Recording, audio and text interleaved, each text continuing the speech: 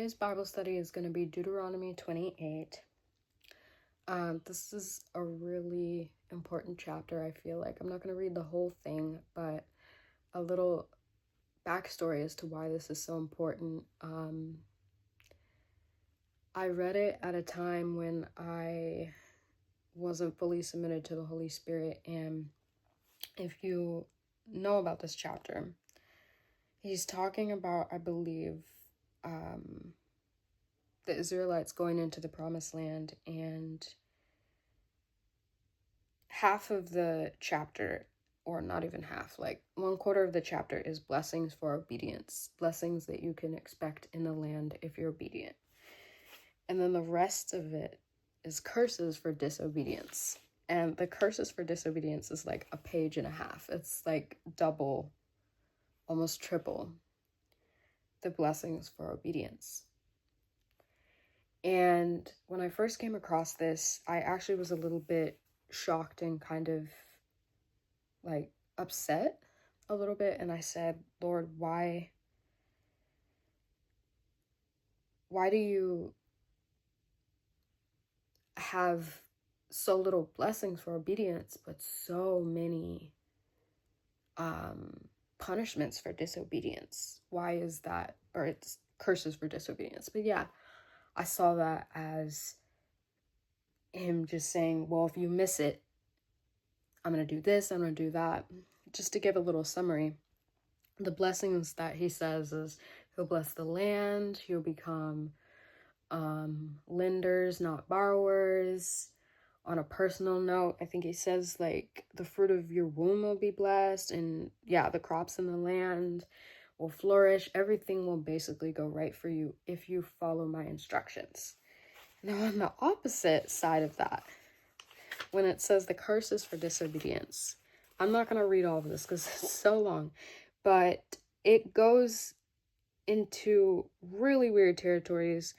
It starts out with like, the fruit of your womb will be cursed, your land will be cursed, all this stuff. But it even gets to the point of like, people will come and pillage your land. There will be wars. It says in verse 30, you will be pledged to be married to a woman, but another will take her and R-word her. You will build a house, but you will not live in it. You will plant a vineyard, but you will not even begin to enjoy its fruits. It's like saying like there'll be devastation on the land and all this stuff. And I said, why would you like be that angry, about disobedience? And another thing, or actually no, okay, that was later, but it really bothered me, so I prayed about it. And what he showed me was that all these things, the reason why it says curses for disobedience isn't because he's like, you did this is going to happen to you. You did this, I'm going to do that to you. It's not like a tit for tat kind of a thing with God. And this is in general, but we see it in this passage. He is saying this is the automatic, natural consequence of deviating from my plans, from what I have given you to do. There's an automatic curse that you bring upon yourself for being in disobedience. And of course, holistically, that's considered the curse of sin. And I had this realization that many of the things that are read in this passage are things that we see today in our modern society, issues that we have today, people going back and forth about this and that, all these issues, wars and devastation of the land. And it's like, so you're telling me you're not even looking at us or looking at a situation like, you did this, I'm gonna get you.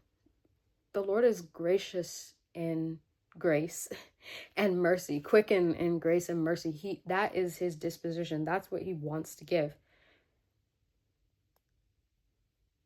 But when we continue in pride and when we continue to deviate from the things that he has told us, it brings about curses.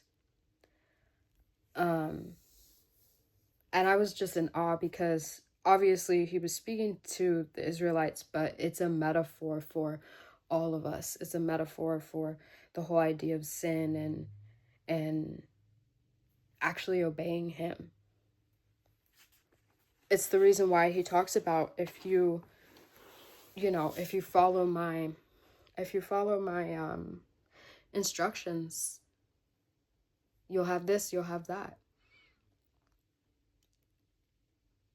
The most secure thing that we can do is follow the voice of the Lord. It's scary, it's difficult at times, it won't make sense. It's filled with a whole bunch of uncertainties, but it's actually the most secure thing that we can do.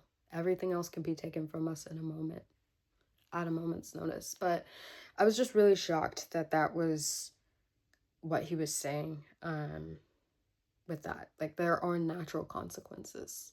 And that's what we talk about when we talk about sin.